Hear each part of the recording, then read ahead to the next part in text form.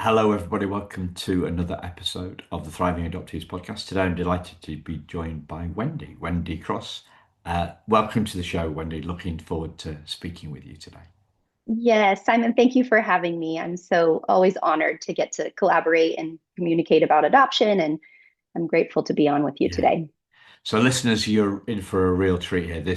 We only have high energy people on the Thriving Adoptees podcast, but this lady takes energy to high energy to a whole new level. And I guess you've got to have high energy when you've got six kids, right, Wendy?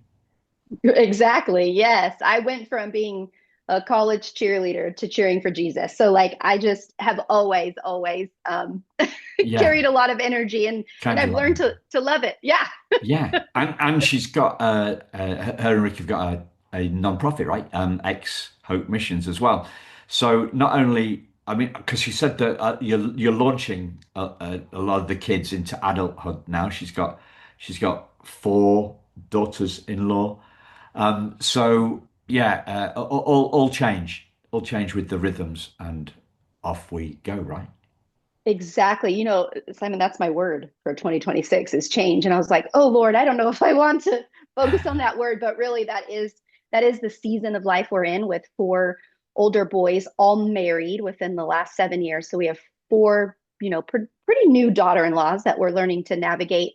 Yeah, new rhythms, new traditions. And then we have one daughter, only one girl. She's our youngest bio, who just went off to college. So she's finished one semester and now she's home for holiday for the first time. So we didn't even know what to expect looking at Yeah, that. And we only have one left in the house. So much change for yeah. us. So Wendy's got six kids, four of whom are biological kids and two adopted kids from Uganda, right? Is that right? Uganda? We have no, but our ministry What? is in Uganda. So it's The confusing. ministry's But in our, Uganda. That's yeah, why I got yeah, confused. Yeah, yeah. But our oldest is adopted from Ethiopia. We brought him yeah, home at 12. And yeah. then our youngest is actually adopted from Sacramento County, right here Okay, where we are. yeah, Hmm. okay, cool. So I'm sorry for getting confused on that. My 59-year-old brain cannot cope with all this stuff. I was actually 59 on Sunday, so yeah. Oh, Hmm. well, happy birthday. Thank you. Thank you. Yeah. Uh, so I love to ask this question first, Wendy. Thriving, what does thriving mean to you? Well, I know what it doesn't mean. It doesn't mean surviving. It doesn't mean just getting by miserably and hoping these kiddos turn 18 and they're gone. That's not what it means. Thriving to me means, especially in the realm of family, it means open communication. It means a ton of grace. It means failing forward. It means working through really hard things together, knowing that we're going to come to some type of solution where we all win, and that means unity in our home. And so I feel like when we're thriving, there's unity, there's open communication, there's a ton of grace and unconditional love shared. Yeah. Well, I could just take each one of those there, really, couldn't I? And just dive into that. What's the biggest theme? What's the out of those lovely topics that we can Mhm. we can dive into? What's the one where you've got where's the most juice for you? Where's the most energy for you out of those Unity. two? Yeah, Unity. unity. Yep, when there's togetherness. Yeah. Tell me more. What does Yeah. that mean?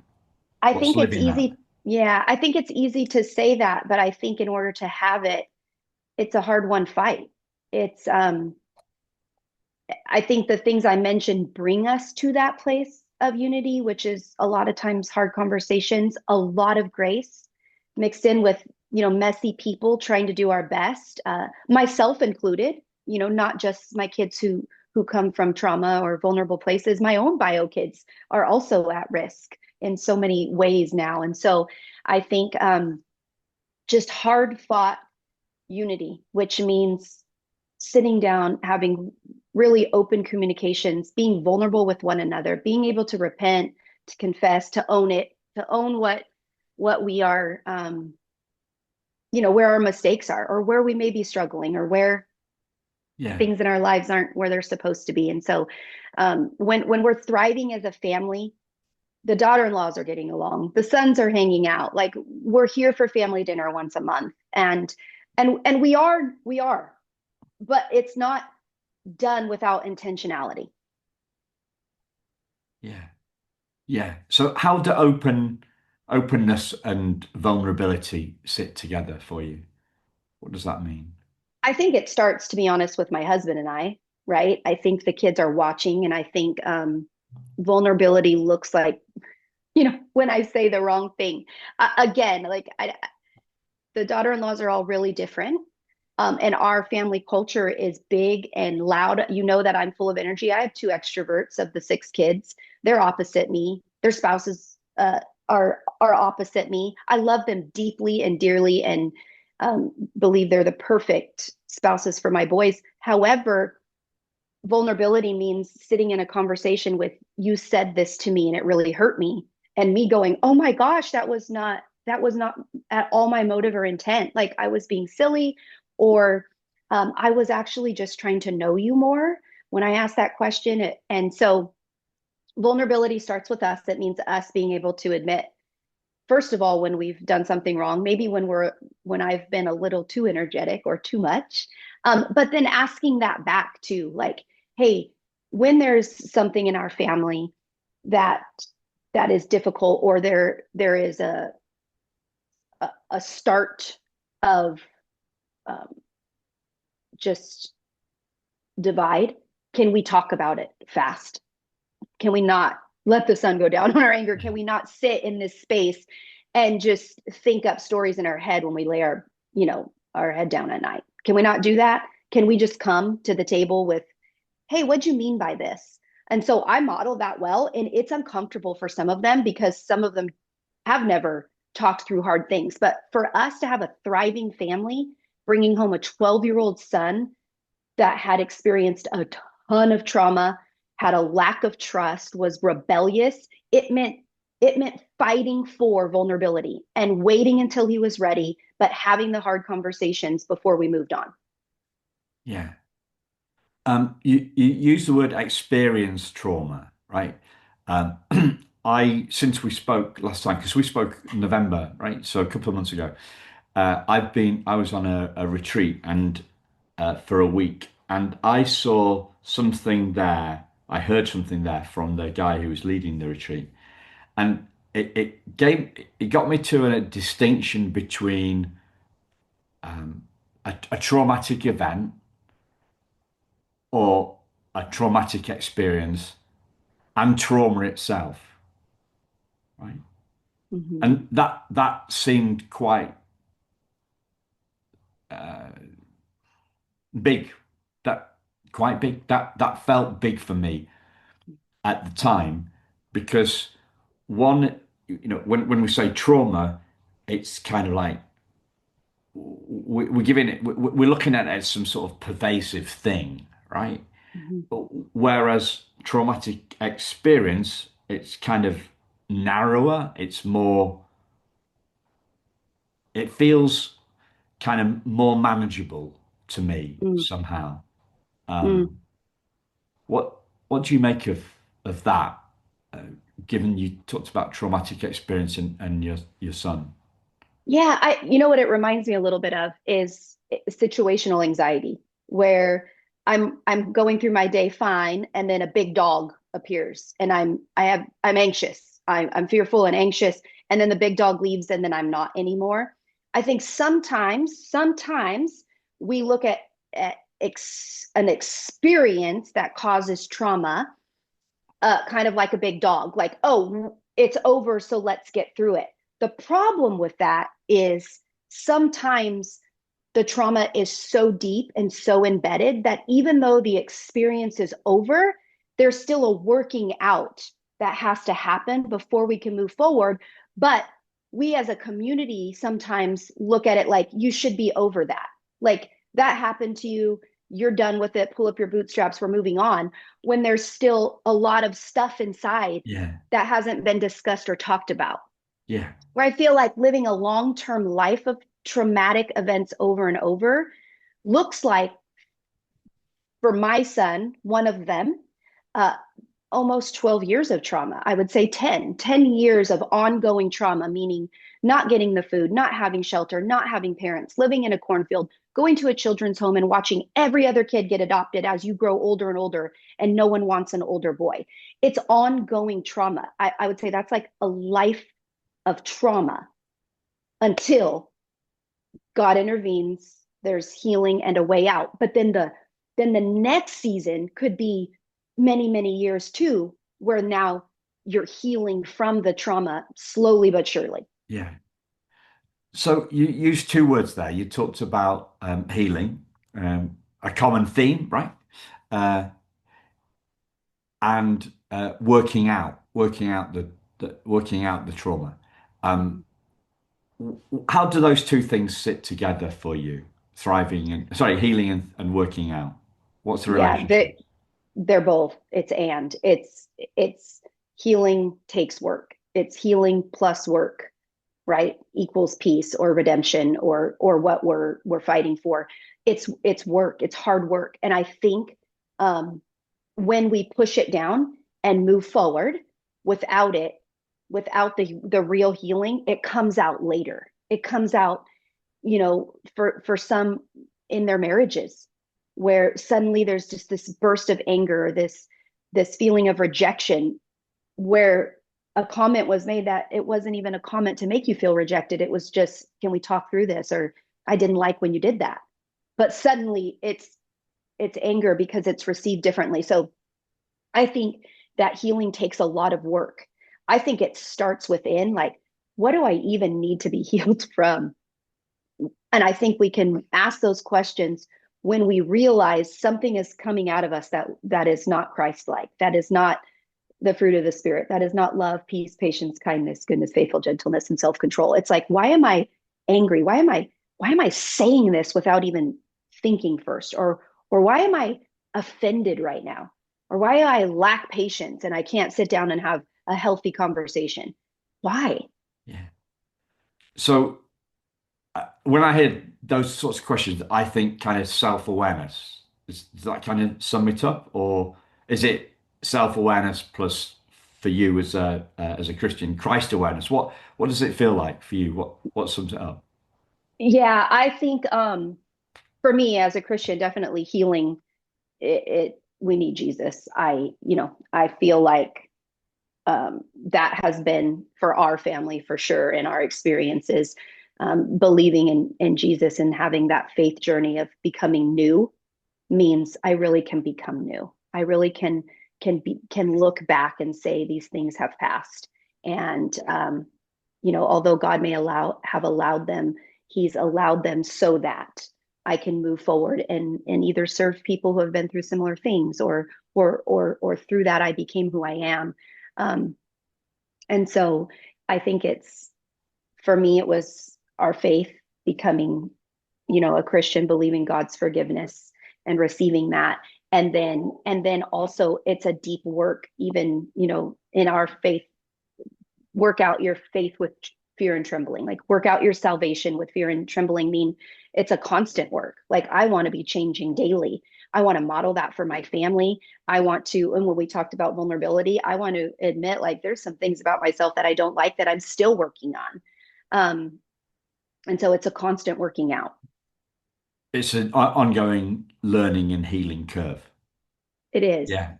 Yeah. I think Well, some healing it can be helps to have the energy, instantaneously. helps to have your level of energy for that, right? Yeah, it does. It does. And just, again, you said the word of self-awareness. For me, even like being vulnerable and humble just means walking in walking in spaces knowing I haven't arrived. Like, I might be able to point you in the right direction in some things, and sometimes I have no clue. I haven't arrived. I'm doing the best I can too. And I want to extend that kind of love and grace to everyone around me, to everybody I run into every day. We haven't arrived, and that's okay. Yeah. Work in progress? Yeah, all of us are. Yes. And we can settle into that and live freely. And live with joy and energy and know we're a work in progress. Yeah. I think what happens to so many of us is we want to be perfect. We want to portray ourselves as perfect. We want to be perfect. We want to perform well. And it's just, man, life throws some stuff at Yeah. us that makes it really difficult to be perfect. Yeah. Um, a strange analogy came to me for this because I used to be in publishing, right? I was in educational publishing. To It's a bit more complex than that, but that's enough, right? And when I started I went into the family business in 1989, we were producing stuff that was printed, right? So you get it written, you get it designed, you get it artwork, you get it printed, and it's done, right? Kind of 95 or 96, maybe we started with websites, started with delivering educational websites, and they're never done. They're never done. A book is once and done. You press you press the button and or you tell the printer to press the button and he presses it. Where the website is kind of never done, and that drove me slightly nuts. Because you're never done. And we're impatient to be done and dusted. But what you're talking about is a gazillion miles away from that. Yes. And I think even going back to parenting, parenting our children, adoptees or bio, were never done. We just changed job descriptions, right? Like when they're toddlers, it looks different the way we mother and parent. When they're teenagers, it looks very different. And then when they're adults, we move to like advisor or coach if they want it, if they even want our advice at that point, right? um, but it, and then we move to friend. We get to a place where we just want to enjoy their company. We want to be their friend. We want to hang out with them. But my goodness, if that were the job description when they were toddlers, we've seen that. That doesn't go well when you just want to be their friend Yeah. because there's some training that has to happen between then and elementary school, or they're not going to succeed, right?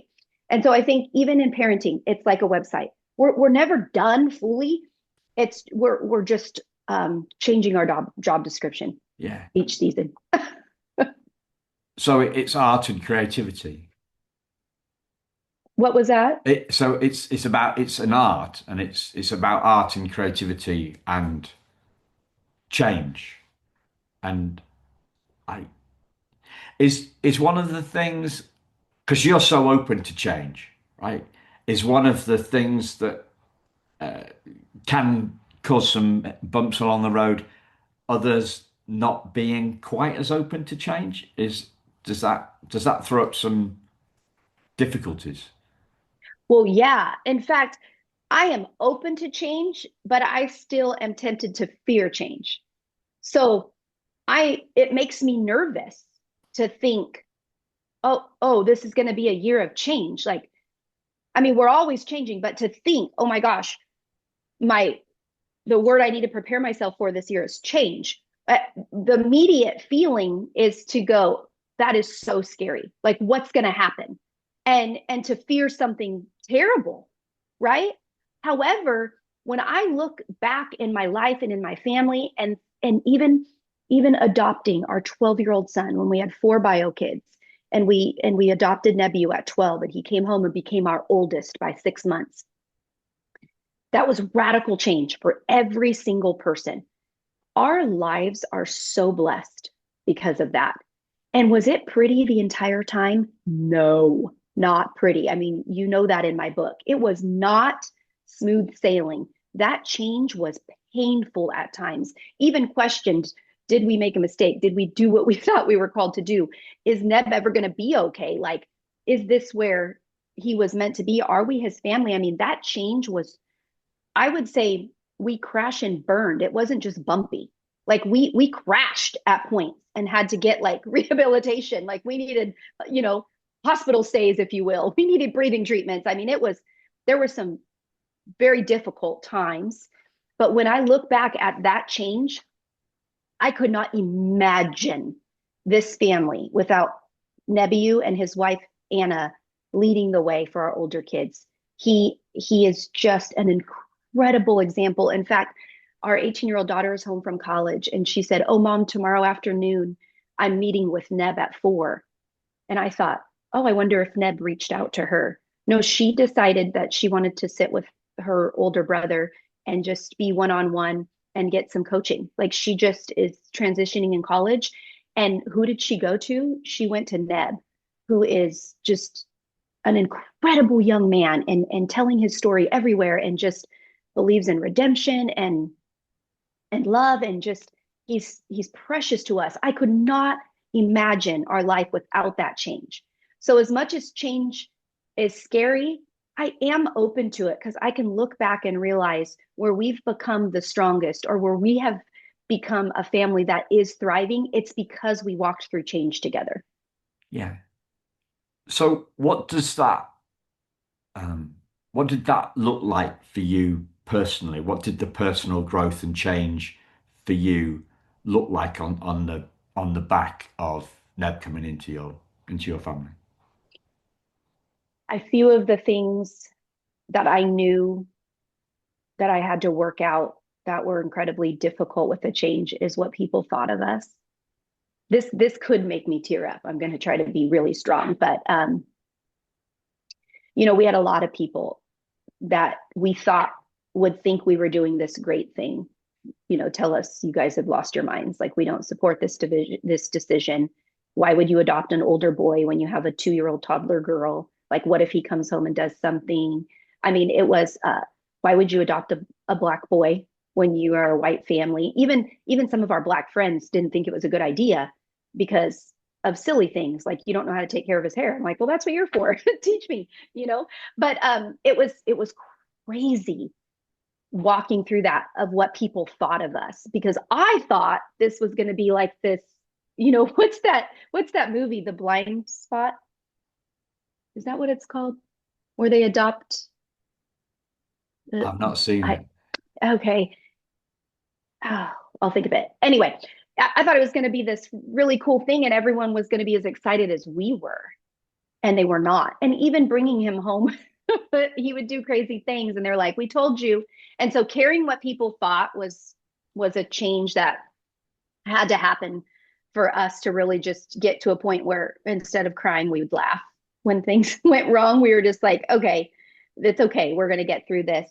Um, Another thing is just some of the change that happened is our family nights looked different for a while, especially when we brought home our youngest son. He came home with possible cerebral palsy, so he had a feeding tube. They thought he'd never walk or talk, and our older kids were in traveling soccer at the time. They were like state cup champions, just incredible athletes, and we traveled everywhere with them. We couldn't do any of that for a season because I couldn't leave the baby unless there was a certified nurse. And so we as a family had to take a season off of everything that was familiar and fun for us to be home. And that was a big sacrifice. And in those times, you ask yourselves, oh my gosh, are our kids going to grow up resenting us because we chose this sacrifice for everybody? But not a single one of them did. In the moment, it could become hard at times where we had, they call it FOMO, the fear of missing out. We had real FOMO for a season, and that it was really hard. But all of that was redeemed. One of them went away on college scholarship for soccer. It was fine. We stepped back into everything that God had for us, even though we made some hard sacrifices. So I think just caring what people thought had to be something that changed radically. And then what we said yes to had to change. Yeah. So you had to kind of like put aside any of the care about what others said about you. And Which is presumably easy. you lost some friends through Yeah, we that did. process. We did. Yep, our friend group looked different. Not all of them, but there was certainly a handful that was not for it. Couldn't. And then some Yeah. came around later and apologized, and you know, specifically, some family, but it was. It was tough to walk through that. It's easier said than done. Especially, I mean, there's a lot of people that say, "Oh, I don't care what people think." I actually really care what people think. I like to be liked. Like I don't know if you've ever taken Strengths Finder, but I have Woo. It's called Winning Others Over. I really want to be liked. Like I want to love you and I want you to love me back. I want to know you. I'm going to ask you a bunch of questions. And so for me, having people just stiff arm us for a decision that we made that we believed was right for our family, and we were willing to lay everything down for our boys. Like they were coming into a family and we were going to do it no matter how hard it was. Like how is that not beautiful? Well, apparently it's not to everybody. Yeah. Yeah. So you mentioned grace as one of the topics at the top of the conversation. And I'm wondering how that uh, grace with friends, what does that look look like? What does grace with friends look like? What does grace with your kids? What does that look like? What's Yeah. grace about? Grace is really believing the best. It's being able to, when we're offended or when a friend says, "Why would you do that?" Some of the comments I think a lot of people can relate to in listening to this podcast is like, for those who have adopted internationally, why would you adopt internationally when there's kids here that need to be adopted? And I just want to say, God allowed us to adopt here too, so that's now a funny thing. I'm like, oh, I did here too, but really, extending grace would just be believing this person just doesn't understand. They're not being mean. They really, I I don't even want to say the word, but it's kind of ignorance. It's just an undeveloped way of looking at the world and life that is different than us. And Yeah, so instead of being judgmental or offended, it's just telling myself in these conversations that became really difficult, bite your tongue, don't fight back. They really just don't understand. Let them watch this play out. Let them just watch. I'm not gonna win an argument, nor do I want to argue about what we feel called to do as a family. And so grace looks like showing love and favor when maybe someone doesn't even deserve it. And then, oh my goodness, in parenting, I used to think that it was just with our adoptive children we need to parent with so much grace. No, it's with both. It's our bio kids too. So parenting with grace is sometimes showing favor when they don't deserve it. Sometimes it's saying like, "Hey, I told you for the entire weekend you couldn't have your cell phone, but we've had a great Friday and a great Saturday. It's Sunday afternoon. You've been super helpful. Your attitude looks different. You've been kind. You can have your cell phone back early." So it's rewarding them sometimes when they didn't deserve it. And I say to them, um, here's a grace card. It means you get another chance, even though you don't deserve it. It means I'm going back on what I said because I'm going to extend grace. You don't deserve this, but I'm going to give it to you. And then in times when there's been discipline that has been really difficult, we just say, "Hey, you've used up every grace card. We have none left. This is for real. Like you have lost your car. Uh, we're selling your car. We've sold a kid's car before. Like we are not doing that. There's no grace when it comes to like breaking the law or, you know, so yeah, we've been really hardcore and then we've been very gracious. And so it's circumstantial. I think it takes a lot of prayer. And I think, for married couples, it's husband and wife being on the same team before you ever go out there to either extend grace or drop the bomb on them. yeah, yeah. Well, you talked about vulnerability early on, and we sort of kind of touched on this vulnerability and open communications. What does um, what does vulnerability mean for you in terms of sharing your feelings and Mm. the tougher stuff? And the reason behind that question is me and my wife haven't got any kids, but I've done a lot of work with a lot of kids in what you call elementary school that we call primary school. Thousands, right, of kids, and I found vulnerability. I come in to run a workshop, right? This is kind of what I used to do before the adoption stuff. I'm coming into a workshop and I start, and it isn't anything about adoption. Um, but I did used to occasionally touch on being bullied and sharing how I felt about being bullied when I was their age, right? Mhm. Or around their age. And I found it like whenever I got anywhere near that topic and shared with them how I felt being a victim of bullying, there was this hush went over the classroom Mm. and they were totally wired in. And Mhm. I got the feeling that they didn't get a lot of that, well, especially in the classroom.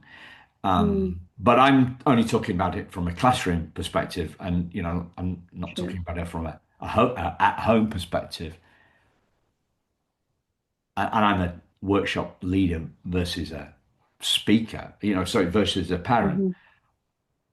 What does that mean with you? You've talked a lot about, mentioned a couple of times, leading by example. Mhm.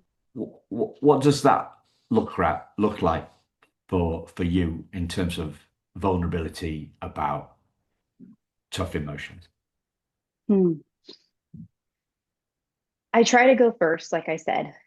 Um, I specifically want to be honest with my kids, and there's a time for that. As they get older, you can be even more vulnerable. I think you have to use wisdom in how much you share always. But as they're adults, um, where I think that going first is helpful is that if the person that I am sharing with and I'm being vulnerable with is also struggling in an area, they trust me and they become safe to also then say, I haven't struggled with that, but here's where I'm having a really hard time. And so I think what makes it maybe a little different in a classroom setting is there's a large group and it's hard to be vulnerable in front of a lot of people. This is why I love like coaching or mentoring or doing discipleship with especially moms, women one on one, because raising as many kids as we have, I I can be vulnerable and say like, oh no, there were times when I cried myself to sleep at night. There were times when our teenagers slept on our floor in our bedroom for a season because they were rebellious. And now you look at our kids and they're doing amazing. Um, but at the time I didn't know they would. I mean, I had a ton of fear and so I can relate. And I think me being able to share openly and especially with permission from Nebiu, our 28-year-old, whose story is in my book, he and I get to share the stage and we get to talk to groups of people together.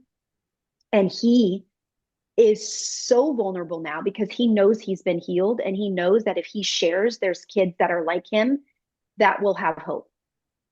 They'll be willing to share, or they'll realize like, hey, it's not going to be like this forever, or there is, I can find healing. Or for his situation, like, I actually do want to go back to my home country. I do want to see where I came from. And for a long time he didn't want that, but now he can share that vulnerably. Like, I shut that down. I didn't even want to speak the language, but now I do. And so I think going first allows other people to feel safe enough um, to also share. And then I mean, eye to eye, face to face with people is the best way, in my opinion, for healing. It really is. I don't think we were ever meant to do this journey alone, especially adoption. You cannot do this by yourself. This is a community. You need your people. In Africa, they say it takes a village to raise a child. It's the same in America. Like, we really need one another. Our kids even need um, mentors outside of us. And that's not a bad thing when they choose to go talk to auntie, or they choose to go talk to older brother, or they choose to go talk to somebody in the church. That's not a bad thing. That's a good thing that they're going to the right people for advice. If it's not me right now, it's okay. Yeah. So we've mentioned this healing word quite a lot. Um, what does it mean to you? What is healing and what heals? I think love heals. I think love heals. I think healing to me looks like you're able to move past something, not necessarily forget it, but you're able to move past something that where you're not triggered to respond in negative emotions when you're reminded of that situation. Then there's healing when you can respond differently, when you can respond with love and peace and patience and hope and joy, when you can respond being gentle, when you used to respond in anger or Yeah. rejection or fear or frustration. So it's about change. It is about change. It is. And sometimes Yeah. it's really slow and sometimes it's instantaneous, but I'm telling you, when we're healed, we are changed. Yeah. And when we are changed, we are healed too, right? Amen. Yeah. Words way, yeah. Yes. So what Yes. fuels that change? I mean, you've said love, but there's got Hmm. to be more to it than that, hasn't it? And can you expand on that? I think community, I think the people we're around matter. Um, I think it's really difficult to change when you want to change something, you want something to change about yourself, but you're not doing anything to make the change. I think who we surround ourselves with matters. I think what we listen to matters. I think who we're getting advice from matters. I think the shows we watch matter. Depending on the area of life where we're wanting change, um, what we're taking in matters. Who we're taking in matters. If you want to become a non-drinker, then and your group of friends for fun does happy hour every Wednesday and Sunday, and you want to become a non-drinker, it's going to be incredibly difficult to continue going to happy hour Wednesday and Sunday with that group of friends every single Wednesday and Sunday and stay a non-drinker. That's really difficult. So sometimes change is saying no to things that you used to say yes to.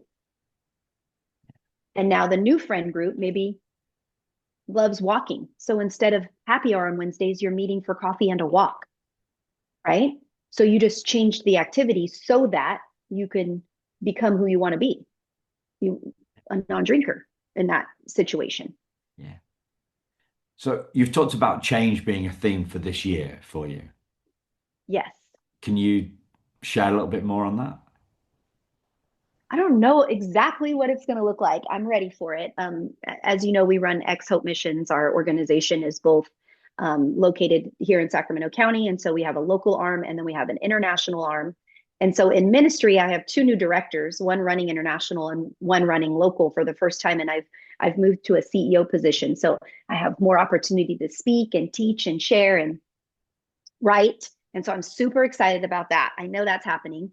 Um, in my own personal life, one of the things that I want to work out, since I'll just lead with vulnerability, is I want to be more gracious in my speech. So you know that I'm a communicator and I'm very energetic. And sometimes that can come off um, emotional or harsh when I'm not trying to be. Like I really am not trying to be. Again, I like to win people over, so I don't want to be harsh. But if I speak without thinking first, and especially if it's like a conversation I'm having with something that I don't agree with, sometimes I can go in um, rather harshly. So I want to work on that in my own life. Change also looks like for us, only one kid left in the house. So we're almost empty nesters, but I do have a 14-year-old who is also adopted. And I want to finish strong with him. I really want to finish strong with him. So how does that look to finish strong with our 14-year-old and and then still build community around our older kids and now our grandkids. We currently have four grandkids, but within the next 3 months, we're having two more. So we're Wow. grandparents of six babies under the age of 5. So our schedule is going to change. Our yeses are going to change. Um, so those are just a few things on the top of my mind. Our ministry, I think our marriage and traditions around family are going to change. Finishing strong with Jay is going to change our yeses and nos of what we're doing. Um, those are a few of the things on the top of my head. But really, I think it continues to come back to, I want change to be a rhythm of my life forever until the day Yeah. I go home to Jesus. I want to look more and more like Christ, honestly. And so for me, I want it to be a working out. I want to always be looking for areas in my life where change needs to happen. And I don't want to be afraid of it. I am sometimes, but I don't want to be. Yeah. So what do you think is going to smooth that change? Faith for me, again, people, the people I'm around matter a lot. Yeah. Yeah. What gets in the way of change for you? Fear, patterns like habits, distractions, um, where I know I'm supposed to go one way, but I don't really want to. Myself, I get in the way sometimes.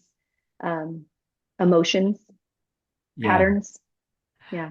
I've got a thing about that thing of we get in our own way. Mm, yeah. I, I I sometimes break this down a little bit logical, a little bit black and white, a little bit left brain. But have you ever tried to get in your own way? Like try to walk. I said this to somebody yesterday on I Yeah. can't remember if it was on the podcast or just a conversation, right? You know, we call them pavements, you call them sidewalks, right? Hmm. Walk down the sidewalk and try and get in your own way. Yeah. We can't actually do it. No. It's not us getting in the way. Yeah. Yeah. So what could it be? Again, I think sometimes it's obedience, like obeying what I know I'm supposed to be doing, but not wanting to. Okay. Yeah. For me, often it's a belief. Mm, It's a belief that gets in the way. mm, It's not me. yeah. It's something you're believing. Because we get into this whole world of, like there's all this, like, oh, I didn't realize getting in our way, or I didn't realize that was a thing. Oh, self-sabotage. Oh, that's not even, I didn't realize, Yeah. oh, that's a thing. And we kind of Yeah. make it, we give too much credence to stuff that Mm. ain't true. Well, there's a scripture that says, take every thought captive, which I think is you're calling it a belief, and I'll go as far as to say like it's a thought, which is it could be a belief, right? Like I think I'm not good enough to do that, or I think I won't be successful at that, or I think they won't like if I ask them that, or I think whatever, right? So we take that thought captive. Like don't allow that thought to sway your decision, right? And don't allow that belief, tell that belief, no, like I'm going to do it anyway, or I'm going to do it Yeah. afraid, or I'm going to be courageous. I'm going to do this um no matter what people think of me. Yeah. Doing it afraid. Mm-hmm. Yeah. We've lived that like in our lives I would, pretty yeah. pretty radically. Yeah. Yeah. We don't look like the typical. I- Yeah, Is no. that is that is that about faith? Does faith kind of overrule fear? Is that what it's about? What? 100% for me. Yeah. 100% for the culture of our family is faith is bigger than fear. Yeah, for sure. If we're really believing that we're called to something, um, we're going to do it afraid. Mission work, um, international adoption, our adoption of our youngest through a ton of medical. I mean, he shares his story and has given me permission, but he was addicted to methamphetamines in such a way that like if they took him off of the morphine drip, he would die of a heart attack. He was really, really sick as a baby, really sick up until about 2.5. Like he was not doing well. That was scary. I do not like anything medical. Like you do not want me with you in if there's an emergency. I start screaming for help. I say call 911. I say, do you know CPR? And it's not even CPR we need. I just panic. I am a freak when I can't watch somebody fight or get hurt. I just I start yelling. I'm literally not good in emergency situations or anything to do medically. That is not my energy. That is not my ammo. And so going to that NICU for 6 weeks when our baby was there every morning and every night and learning a feeding tube and watching things, I was afraid every single time I drove there. I prayed and cried. I was so scared to walk into that NICU, not only watching what they were doing to our son to keep him alive at first and then to train him with a bottle and all the things, but the other babies that were in there and the mamas and daddies that were crying and just like scared. I mean, I was so afraid every time that I drove there. But my faith said, God is bigger. There's a reason that you're doing this. Like, go be an encouragement. And I would just pray myself up. I'd listen to music. Worship music helps me. And I would walk in there and I would do it afraid. I would be like, this is our son. He's worth fighting for. God is going to meet every need. Like, we're going to believe for healing. We're going to believe for healing. And if he's not healed, we're going to believe that God's grace is enough, meaning we'll be the right parents for this sickness. And I just like, oh, I just talked myself into it every morning and every night for 6 weeks until we brought him home. And then I did it the whole time he was home too. And I'm still doing it, to be honest. Yeah. Yeah. Yeah. I've been, so listeners, like we're doing this on Zoom. We always do the interviews on Zoom. And you've been waving your arms around like you do. That's good, right? This is part of your expression. She used to be a cheerleader, remember? And I keep on seeing flashes of a tattoo that's on your right arm, right inside arm. What does it say? It says send me. So this is and then it's it's Africa with a heart where Uganda is.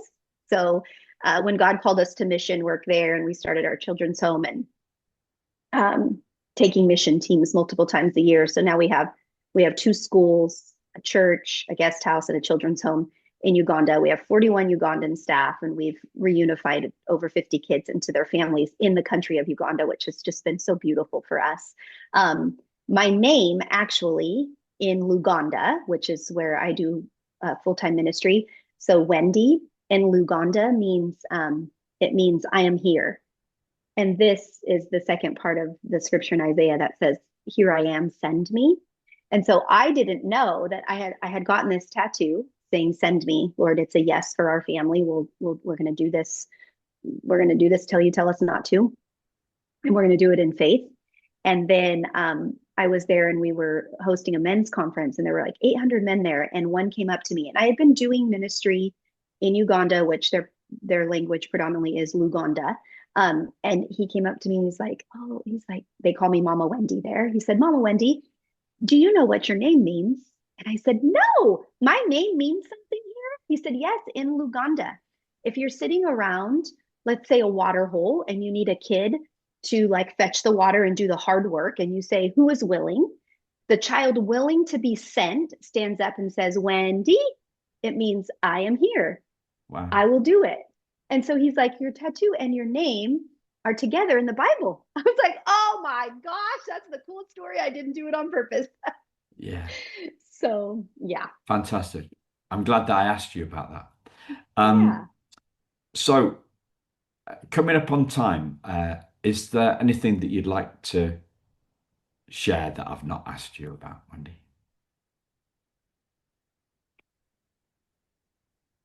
I think more than anything, when I have just the honor of being on a podcast and of sharing our story, um, my prayer and hope is that people can look in, that they can hear, listen, and recognize that even when you look into like my life on social media, or I get to stand on a stage and share, and I have all of these stories of redemption that I hold so tight. I think I'm honored to do it, first of all, but I also want people to know that there's an in between before those redemption stories get to be told from a stage or a podcast, of really hard work, of a lot of change, of healing. And I just want to say, like, don't grow weary in doing good. Don't stop fighting for unity in your family, for grace, for unconditional love. I know there's times when, you know, our kiddos are rebellious and they walk away. And during that time, you can fight in prayer.